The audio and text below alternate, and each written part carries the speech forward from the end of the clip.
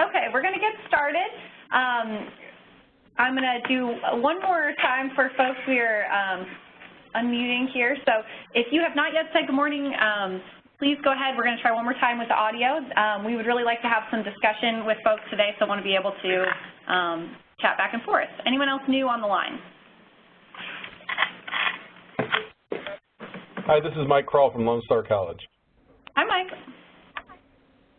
Hello, this is Douglas Walters from Brazosport College. Good morning, or good afternoon, excuse me. Hi, everyone. This is Christy Ponce with Lee College. Hi, Christy.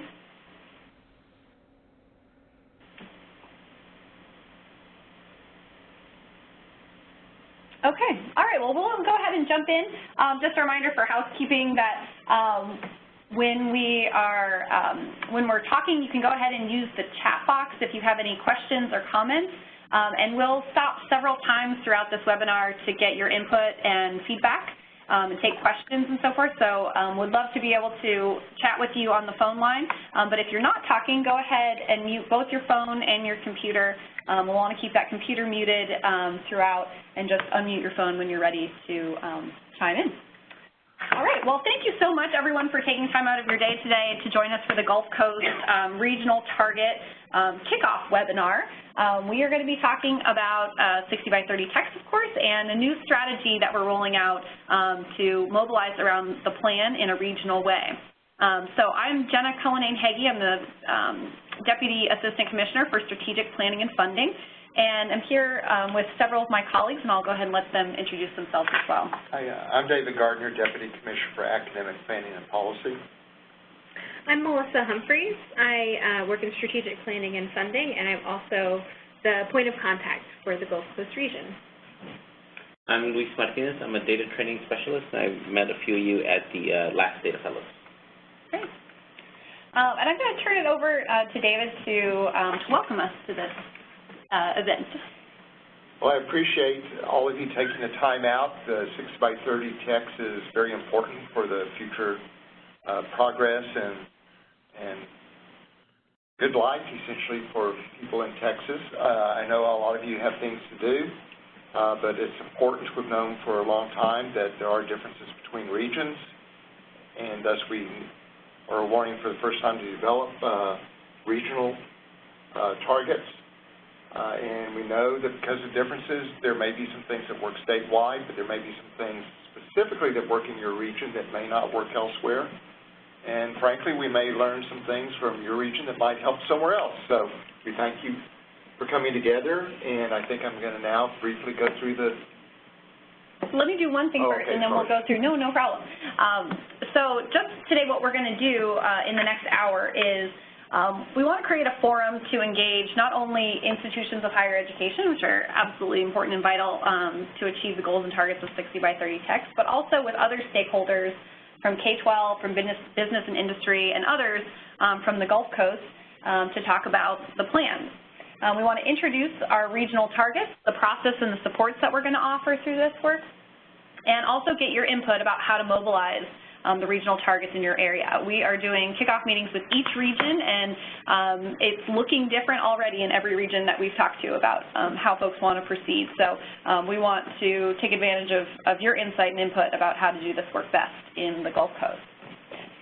And then who we have on the call today, when we're talking about regions, depending on who you are and where you work, you might think about regions a little bit differently. So for today's discussion and for this whole process, we're talking about the Texas Higher Education Coordinating Board 10 regions. So you'll see that map on the slide here, and we have our public and independent institutions that fall in this Gulf Coast area listed. And you'll see that this is a very large area with many institutions. Who else is in the Gulf Coast area? We've got a couple of education service centers, ESC 4 Houston and 6 Huntsville, and then also the Texas Workforce Development areas, number 28, the Gulf Coast area is included. In terms of who is invited to this call and what you've seen on the contact list from the emails probably that you've seen, we invited all the presidents and coordinating board liaisons from the institutions of higher education as well as TEA talk to the education service centers to identify a point of contact for each ESC.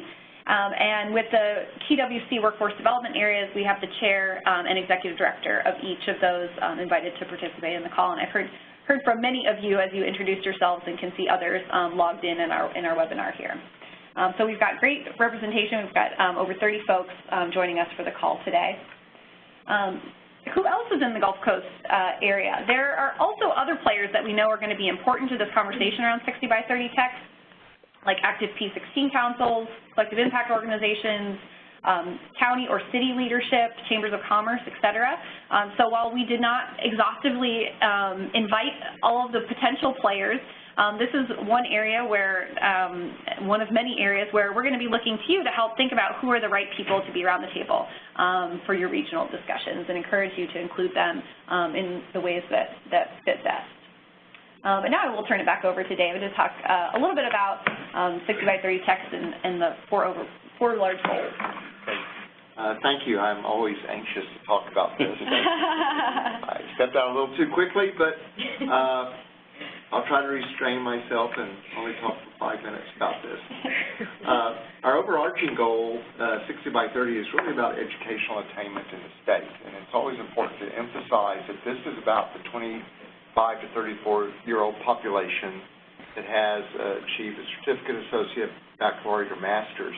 And they may have achieved it in Texas or they may have achieved it anywhere else in the world. So, but to get this, we actually achieve this, we need the work of ISDs, business, government, higher education, all working together. We need an environment which is productive, in which there are jobs for our graduates, and that we lure graduates in. The second goal is completion. This is actually the students completing at our institutions, and in 2030 we need in that year alone to graduate at least 550,000 students with one of those same degrees, certificate, associate, bachelor's, or master's, from an institution of higher education in Texas. And we want them to have jobs potentially in state. We know that not all of them will choose to do that, but we have a number of groups that, if you observe the plan, you'll know the targeted groups that if we don't achieve increased participation from those groups, we cannot achieve this goal. Over time, there will be over 6 million graduates if we do our work, so that 550,000 is just those students graduating in 2030. So you can see your work will make a big difference. Marketable skills is about identifying marketable skills in each degree program. Each of you will, by the end of this, every program you have will have identifiable marketable skills, but this is also about helping students know how to achieve marketable skills outside their major as well, how to identify skills that industry and government need, and for students to know how to market themselves. Many students have skills and are not aware of it. They don't even necessarily know to look for jobs in certain industries that just aren't an obvious match to them. And then finally, student debt. We don't want student debt to exceed 60% of first-year wages for graduates of Texas public institutions. Bear in mind that only about 50% of our students have debt whatsoever. It's about 31,000 for baccalaureate graduates and about 12,000 for those at community colleges. So the good news is it's less than you'll read in the media frequently, but we need to be mindful of students being able to repay their debt with a good job and to be able to save for a first home, but also for them to go into fields that don't necessarily pay as much, such as school teachers, social workers, and nurses, for example. The nursing salaries are much higher now. So that's a quick overview. Later, if you have any particular questions, we'd be glad to answer them. Great. Thanks, David. So the next couple of slides are going to talk a little bit more about some of the data and motivation behind behind 60x30 Texas and the emphasis on kind of the future Texas workforce. We know that there is a growing demand for higher education in the workforce. This slide is just one piece of data that suggests that after the recovery, after the Great Recession of 2008, that most of the jobs gained after that period of time required higher education credential of some kind. You can see the vast majority either at the associate's degree, some college level, or bachelor's degrees and higher. This is Gulf Coast specific data where we've identified using Texas Workforce Commission data the growing jobs, both in terms of number of jobs and percent increase. And what you'll see here is quite a few in the health sector, also elementary and secondary school teachers, also some from the business sector as well.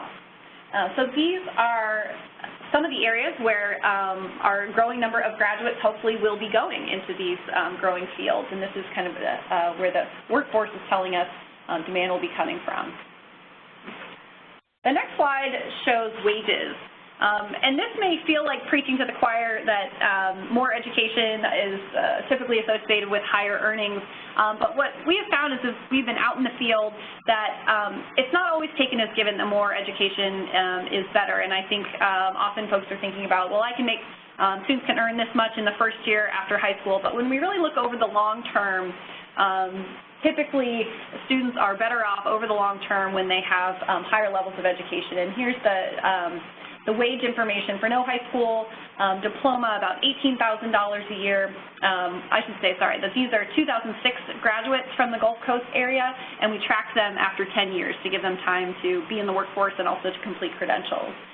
So for folks who did not complete a high school degree, just $18,000 a year is their median wage, excuse me. And for those who complete a high school diploma, $27,000, an uptick to $29,000, almost $30,000 for a certificate, $34,000 for an associate's degree, and more than $50,000 for a bachelor's degree.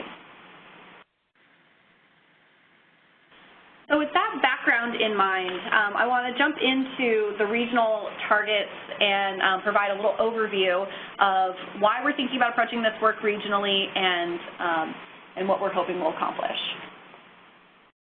So as we've been out in the field, we hear generally lots of positive things about 60x30TX. It is often cited in presentations, in testimony, in the legislature, all sorts of things, that we hear lots of kind of positive reinforcement around 60x30TX and the goals that are identified. Folks really feel like the student-centeredness of the plan really resonates. Thinking about the connection to the workforce really resonates. A focus on student debt. This is something that people are concerned about. So we feel like we've hit the mark in terms of these are the right set of goals. But very quickly after that, people say, how the heck are we going to get to these big goals? You know, we've got a long way to go to get to 60%. How are we going to get to that 550,000? And so what we want to do as part of the regional target process is to provide a little bit more guidance and help provide a structure to mobilize a broad set of stakeholders to come together to think about the plan, organize around the plan, and reach those lofty goals. So as you'll see here on the slide, we know that this work is not going to be done by the agency alone by any stretch of the imagination. We need to partner with institutions of higher education, but also with K-12, with workforce, and with those key intermediaries that are philanthropic partners, organizations, community-based organizations, researchers, those kinds of folks. And why think about this work regionally? As David mentioned, we see great diversity across the state in terms of labor markets and institutions, and know that regions and institutions differ in really important ways that we want to be mindful of. But we also know that within regions there's quite a bit of commonality. So in particular, we see high school feeder patterns where on average 80% of Texas public high school graduates go to higher education in the region where they completed high school. So absolutely some students go out of state, some may go to flagship institutions, they may go to other regions. When we think about designing for the majority, most of your students are staying pretty close to home when they move from high school to higher education. We see a similar phenomenon with transfer networks. Students are increasingly mobile. We know they consume higher education from lots of different institutions, but they tend to do that in a way that's geographically confined. Also with local labor markets, there are really different kinds of business and industries in the Gulf Coast compared to other parts of the state. And we know that the institutions closest to you and in this region are kind of best aligned with the needs of your local labor market. We also think regional target setting is appropriate because it can help improve institutional target setting. So for example, when we think about increasing completions, you might be thinking about increasing your enrollment. But if your enrollment growth of 10, 15% is going to be coming from taking students that would have gone to a neighboring institution, as a region and as a state, we haven't raised all boats. So we want to think more broadly, not just within a single institution, as we move towards these, the progress that we're seeking. And then finally, we think that this kind of regional discussion will help encourage the tactical planning that institutions and others need to do to really move the needle. So this might be things like how many certificates and what kinds of programs are growing, what kinds of bachelor's degrees or master's degrees, how many in what fields. Those are the kinds of questions that we know at an institutional level you need to be thinking about to make your plans and strategies. So I do see a couple of questions coming in on the chat, and I'll come back to those in just a second. So what's the scope of this regional target work? David outlined the 4 big goals of the plan, and we have selected 3 areas that we're really going to focus this regional target work. The first is the 60 by 30 educated population goal. And as David mentioned, this is the 25 to 34-year-olds who live in the Gulf Coast region. They're surveyed to say, what's your highest level of educational attainment? And we're aiming ultimately for 60% statewide, and I'll share in a little bit what we're aiming for specifically for the Gulf Coast region. So things to know about this is that we're thinking of, again, 25 to 34-year-olds and really any level of higher education that they may have attained. The second area is the completion goal, 550,000 certificates, associates, bachelors, and masters. For this one, the focus is really institutions of higher education in the Gulf Coast region.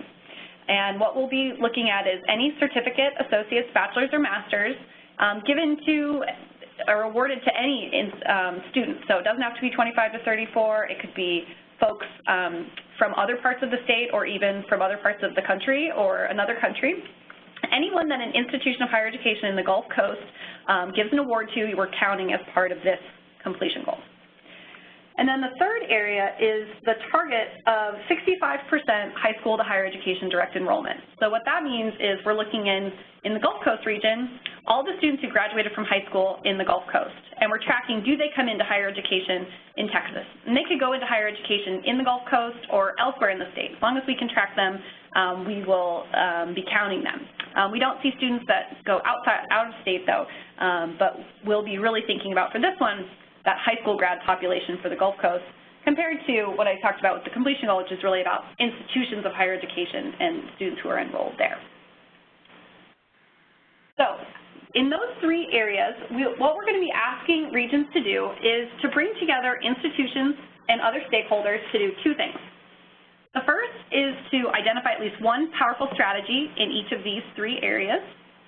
And I'll talk a little bit more about what a powerful strategy is. In our mind, that's something that's relevant to one of these 3 areas, something that is large scale and high impact.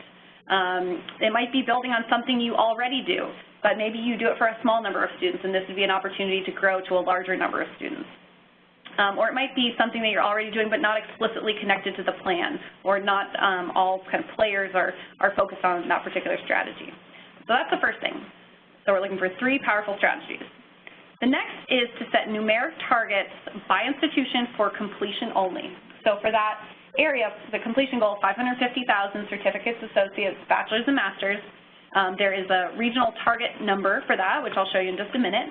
But within that regional target number, we would like institutions to identify their targets to add up basically to that regional total. The last thing I'll do here is just give a little timeline before we pause for some questions. In terms of timeline, we have had a pilot region go first. We had South Texas kick off in the fall, and they are already at the point of organizing some in-person meetings, and I can talk to you a little bit about how they're approaching their organization. In November, we also brought together a group of data fellows, and I see several of them on the call today. So these are folks that were nominated by their institutions to come in and learn more about the data that support 60x30TX. So they learned about our 60x30TX.com website, the state, regional, and institutional level data that's there. They dug into our accountability system and can track progress there.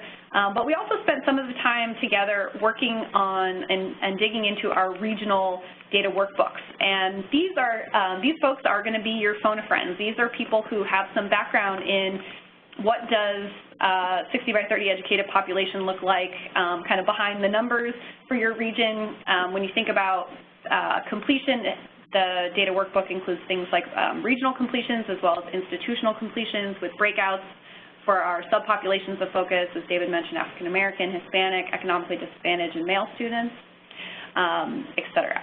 So I'll tell you who those folks are in a couple of slides, but know that you have assets in the field. The next thing is we've released a starter kit, and I'll show you where that is. And we're in the midst now in January and February in the next couple of weeks to kick off the rest of the 9 regions. In the spring, we're going to be layering on some additional support through our accountability meetings. In the past, if you've participated in those or seen those, you know that we've organized them by sector separately. This year, we're going to have at least an afternoon of overlap where we'll have the 2-year institutions and the universities come together to come together on a regional basis to talk about what the data are showing us in terms of progress and some of the strategies related to kind of measurable improvements on some of these goals and targets. By May, we would like to have the regional target numbers become kind of official, solidified for at least several years, couple years period of time. We do want you to have the opportunity to dig into the numbers, ask questions, and give us input between now and May, but do want to get to a point where we can kind of set them for a while so we can plan around them. We talk about the plan as a living plan, and even with the large statewide numbers, we'll be reviewing in 2020, making sure we're sort of on track and that some of our projections are still reasonable. Finally, by August, we would like the regions to have identified their 3 powerful strategies and their institutional targets and to submit those to the coordinating board by the end of August of this year. So I just provided a lot of information. I'm going to pause here and take some questions. The phone line is open. Are there folks with questions or comments so far?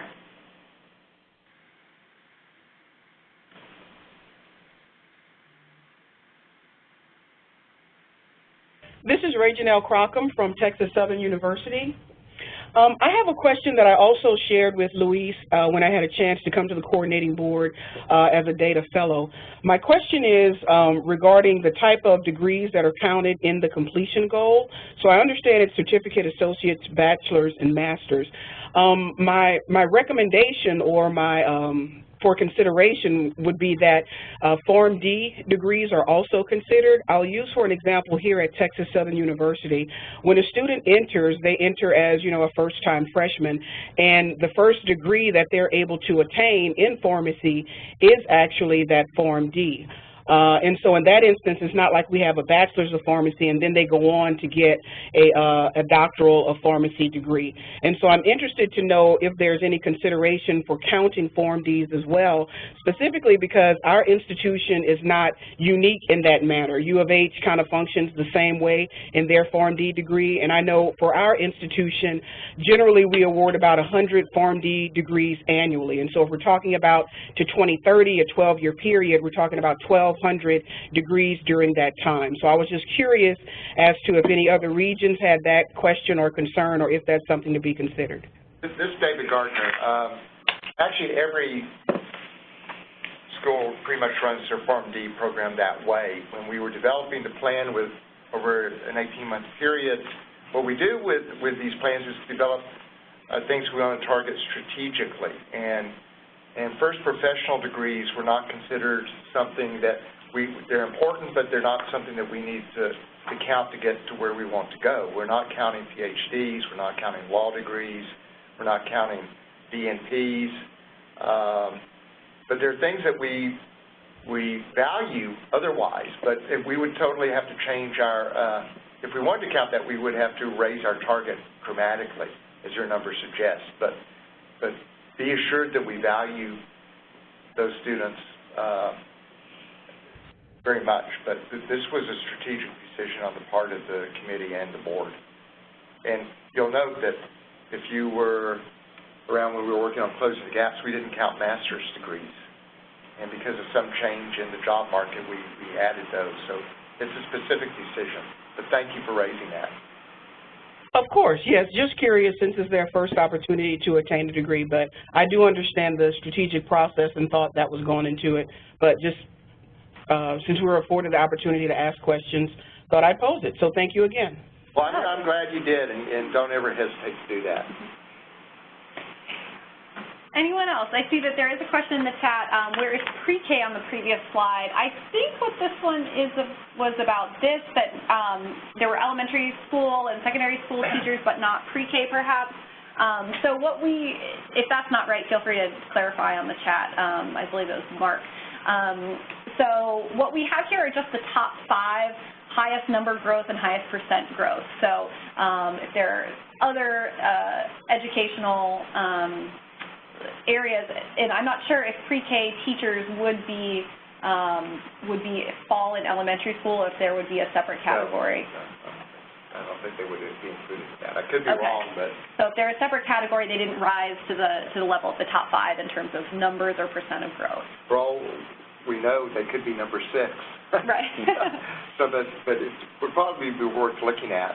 Just because these are the top programs doesn't mean that you should ignore the others. It's just what the Workforce Commission has identified in your particular region.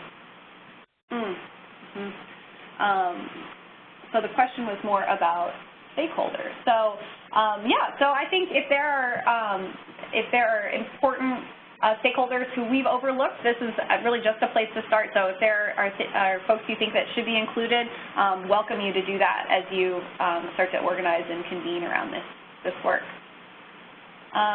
Okay, so I'm going to go ahead and keep going. If there's anything else, feel free to type in the chat, or we'll be stopping again in a couple of minutes. So the next thing I want to get into are the actual regional targets. The preliminary targets that we've developed through analysis here, taking a look at the state targets and using regional data to kind of replicate some of this work. So the first area, I'll go through each of the 3 areas that we talked about. The first is the 60 by 30 educated population goal. Again, this is all the residents in the state or in a region, ages 25 to 34 with a certificate or higher. When you look at the table, if you go down to the bottom, the statewide, you'll see that we're currently at 41% for our most recent data, which was available in 2015. And we are moving towards 48%, 54%, and ultimately that big 60% by 2030. You can see in the table, if you look at Gulf Coast, that you're currently at 42%, which puts you a little bit above the state average, and that our projections have you moving to 51%, 58%, and 65%. So you may be saying at this point, hey, I thought we had to get to 60%, now you're telling me 65%. This is even a bigger lift. So what you see here for our 2030 projections is really the minimum amount of growth needed in each region to get to that average 60% statewide. It does put a higher number out there for the places that are already above the average, which tend to be sort of our metropolitan areas.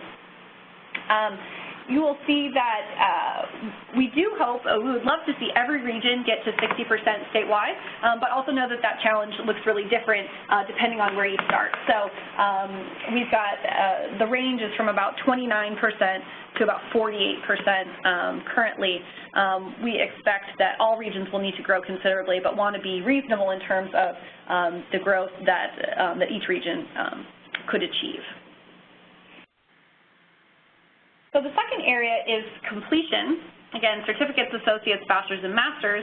And here what we're doing is counting the credentials completed by an institution of higher education in your region, so in Gulf Coast, for instance. So this would include, well, I'll start with the statewide numbers here. So in the whole state of Texas, we're at about 321,000.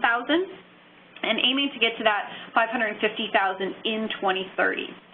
In the Gulf Coast, you're nearing 57,000 for our most recent year of data, which is 2016. The 2017 numbers will be available very shortly. But by 2030, aiming for 118,000 in 2030. So again, this is all the completions that would be at an institution of higher education in the Gulf Coast, and that would include people who are not 25 to 34. It would include your out-of-state or out-of-region people, or even international students who come. So we want to look broadly at the population and count every award that you're giving kind of in this certificates, associates, bachelor's, and master's degree pool. The third area is the high school to higher education direct enrollment. Again, these are public high school grads who graduate in the Gulf Coast area. We're going to track them anywhere they go in Texas, anywhere we can see them, but this focus is really at the high school level. So all of those high school grads in the Gulf Coast are currently at 54% of them go into higher education in Texas, aiming for improvements up to 60%, 63%, and 68%. Statewide, we're currently at 52%, so you're a little bit above average, again, for the state, and ultimately aiming to get to that 65%. Okay, so we'll take another break here. Are there any questions? What questions do the data raise for you as you see these three target areas?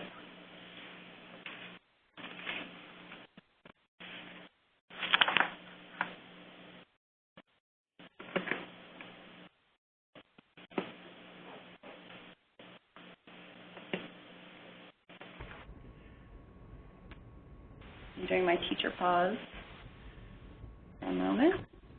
Could we get these data disaggregated by level, so we have the number of associates and number of bachelors and number of masters? What we want to do is be able to, see whether or not we're going to be on target. Yep, absolutely. I'll show you. There are a couple of slides included at the end of this presentation just to give you a little flavor of what's here. You can see this is just for the whole region right now, but breakouts by race and ethnicity. There'll be breakouts by degree, credential level, as you mentioned, for the region as a whole and for individual institutions. So that will all be provided. Thank you. Mm-hmm. Okay. Any other questions? Okay, we're going to keep going. Again, feel free to use the chat if you have anything that comes up. The next thing I want to get into are the resources and next steps. So if it is not already abundantly clear, what we hope to do going forward is to help play a facilitator and support role as the coordinating board. We are really inviting and seeking your leadership and partnership to move this work forward. So we want to support you in a couple of ways. The first is there are folks here available to help answer questions, provide data, help support getting your meetings together and so forth. So there's me. I'm leading this work for all of the regions, and then also Melissa Humphreys, who you heard from earlier, who is our Gulf Coast regional point of contact. You can see her in the middle in the blue sweater and the pink shoes. She is a Gulf Coast native, so we asked her in particular to work with you all, and I think that will be a good fit. We also have the data fellows who I talked about. These are the folks who were trained on the regional data workbooks and know about the institutional breakouts that we have. And you can see that we have good representation from 2-year and 4-year institutions to help provide some of the support and insight into the data for this project. We also have a regional target starter kit. If you want to check this out now, you can go on the web to www.60x30TX.com. Luis is going to put it here in the chat if you want to go head over there. And this is the one-stop shop for everything about the plan. If you want to learn more about the plan, review the plan, or check out any of the data, that's all available. But where I'll point you to right now is the resources button at the top menu. Click on the Resources button, and under there you'll see Regional Target Starter Kit. You'll see a place for each of the 10 regions. You can find the Gulf Coast section. So there's some general guidance. So there's an introduction to the regional target process and also some suggested steps for action. I'll talk a little bit about what some of those are on the next slide. There are also some sample strategies. So everything in here are suggestions. So you'll see about 9 or 10 strategies that are some examples for 60 by 30 educated population, some for completion, some for high school to higher ed, and just give you an idea, a place to start for what are we talking about when we mean relevant, high impact, and large scale. And so often when we're thinking about large scale, we're thinking all or most students or all or most institutions or a very large set of either people or institutions engaged in this work. You'll see some of the examples are things like focusing on guided pathways and moving students into a program study within the first year, for example. So this is something where a lot of institutions may already be focused on this kind of work, but whether you are a community college or a four-year institution, you may get at that in a different way. You may be thinking about helping students identify a program of study in the first year, and that's something that everyone can focus on but do in approach in slightly different ways. There are some examples related to transfer, examples related to engaging with business and industry for internships, for example, examples about increasing FAFSA completion pertaining to the high school to higher ed, direct enrollment rate, for instance. So these, again, are not exhaustive, they're not sanctioned, they're not required in any way, but just want to give you a sense of what kinds of things you might do. Also want to let you know that these do not have to be new things that you're creating. We know that there is a lot of good work going on in the Gulf Coast and that there are many strategies already deployed. But this may give you an opportunity to expand the number of students, the number of institutions involved, may bring a broader set of stakeholders around this work, and help you more explicitly connect it to the plan. So that's our objective with some of those strategies. The third part that you'll see here is the data workbook, which I've already talked about. And then the fourth part, a suggested or starter list for participants. This includes, I've included it a couple of times in the emails if you've seen that, president's liaisons, ESC contacts, and workforce development board contacts. As we've gotten the doodle poll and the webinar participants, we'll continue to add to that list. This is just a place to start. We wanted to make sure that someone wasn't out there digging for email addresses on websites and so forth. So I wanted to give you a place to start. But if there are others who are missing, you know, in this early phase, we'd be happy to increase or add people to the list, but it will eventually kind of turn this over to you all as you continue your planning and mobilization. So I want to give you a little bit more detail about some of the suggested action steps. So the first is starting by joining this webinar. So congratulations, everyone on the phone. You are doing step one, and we hope that after this, you'll also share this webinar with folks who were not able to attend from your institution or organizations. We'll have the slides and the recording for you.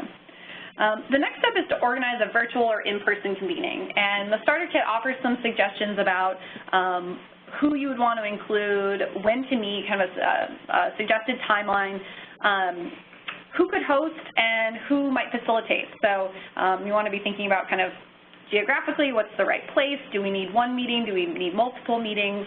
And who's kind of the right person to help us reach our objectives through facilitation, help bring a lot of voices to the table, and ultimately make some decisions. The third thing is there is an agenda, a sample agenda. Again, totally customizable, but as we've worked with folks at the Alamo colleges and at UTRGV, both folks who have decided to host in the South Texas region, they've really said that the sample agenda is really helpful, helps them understand what they're trying to get to, what kinds of conversations they want to have, what their objectives should be for that set of conversations. Then convene and share your progress. So those are some of the information that you'll find in that starter kit.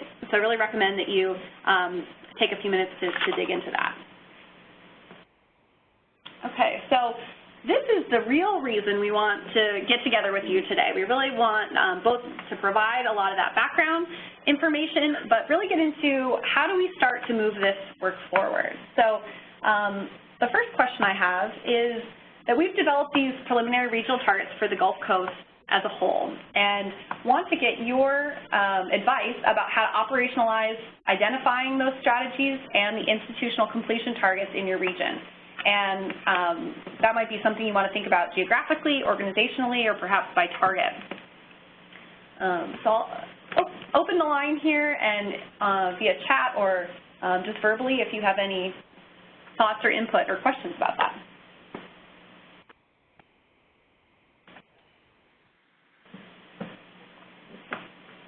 What I'll tell you while you're thinking is that in South Texas, as I mentioned, we have 3 institutions that decided to host.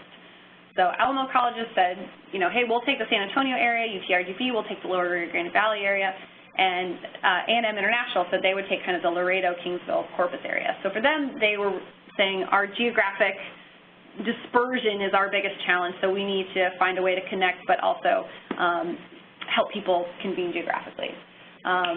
Another example is in the Metroplex. So I was chatting with them earlier today, and what they would like to do is they had volunteers from different institutions, also from an ESC, who said we would volunteer to be kind of an advisory group. And so they're going to work together to identify some of the next steps. They want to have one convening that would include very senior level leadership, kind of presidents and provosts to start. They want everyone to be thinking about this, folks who have the authority to make decisions on behalf of the institution, but then they also need to get into the nitty-gritty and want to do some follow-up in that way with different staff involved. So that gives you a little flavor of where some other regions are going. I'd love to hear, either feel free to type in the chat or let us know what your feedback is verbally.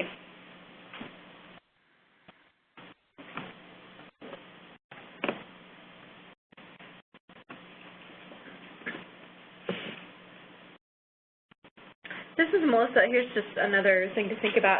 Do you all know of any or work with any consortiums or work groups that are already in existence between institutions that could be leveraged or anything like that in the Houston area or the Gulf Coast region?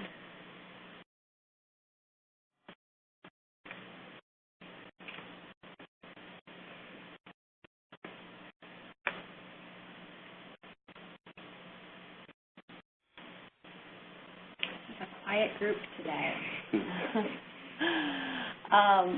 Okay, well, we'll pause on that. We'll come back to it for just a second. I think, Melissa, I think it's a good suggestion around existing networks. I know that we work with the Texas Regional Alignment Network, which is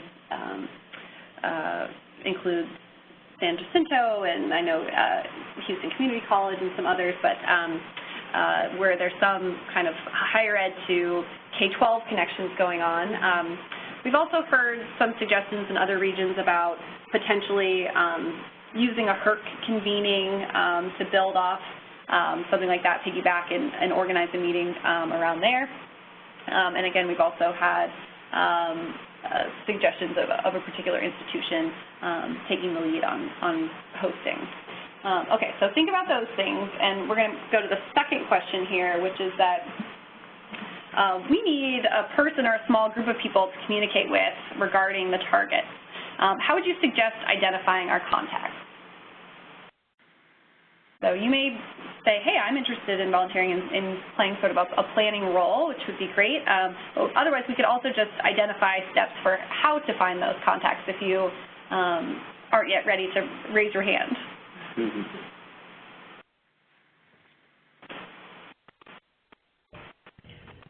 This is Reginelle Crockham, again from Texas Southern University. My recommendation for identifying the contacts would be kind of similar to the communication that was sent out to the institutions nominating the data fellows. Mm-hmm. If we could have a similar instrument like that where we would be able to collaborate and then provide recommended names after there's some conversation among the representatives. and this is just a light comment. I didn't want to be the only one speaking in the entire region, seeming like, oh, okay. But regarding the prior question, I think there's benefits to organizationally. For example, those institutions that grant more certificates and associate degrees may have more commonality in the strategies that they're going to implement in making their students more successful, and at that same time we can work in conjunction with them to try to get them to matriculate onto the four-year institutions. And so I think there's some benefit to kind of structuring those conversations organizationally. I think geographically will play a component, but not as big a component, because we do have technology, you know, to do webinars and like we're doing now, and, you know, video conferencing and things like that. So I can't speak on behalf of our university. I will engage, obviously, with the leadership here, but I just think there's a benefit organizationally to consider those kind of things, as well as considering the geographic component. Okay. Great, thank you. Thanks. Anyone else have comments, thoughts, suggestions?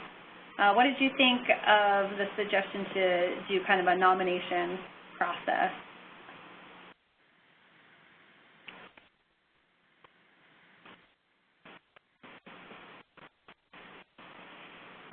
This is Lone Star College. This is coming in on the chat. We are interested in adding a data fellow and hosting a regional conference.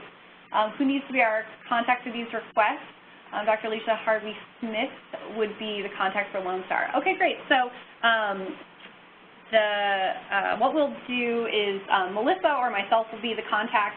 As a next step, what we'll do is with some of the volunteers, either through this nomination process, that we may need an extra step to do that if folks are not ready to kind of commit today, which is okay, and we'll do some follow-up from there to organize follow-up discussion.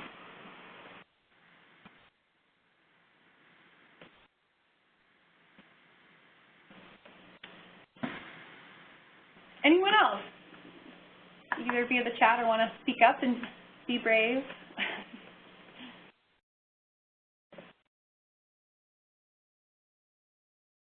Okay, so what we'll do, not hearing any other suggestions at this point, is probably try and work through some follow-up email and do a nomination process, give you some opportunity to chat with folks in your institution and decide what might be the best way forward.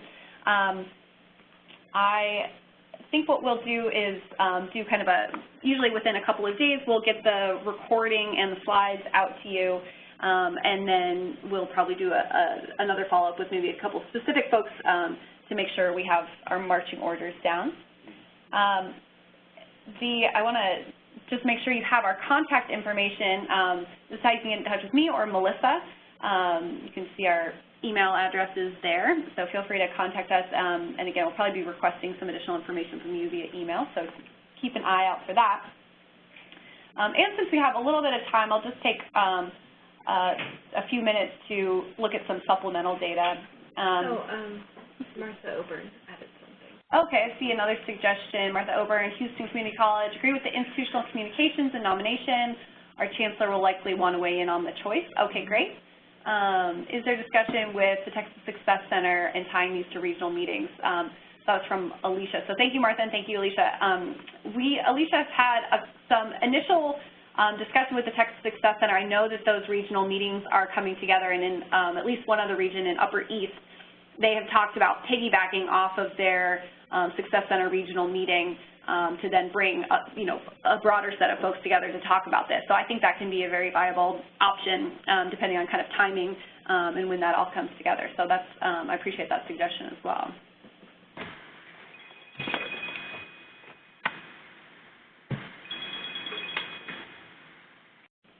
Okay.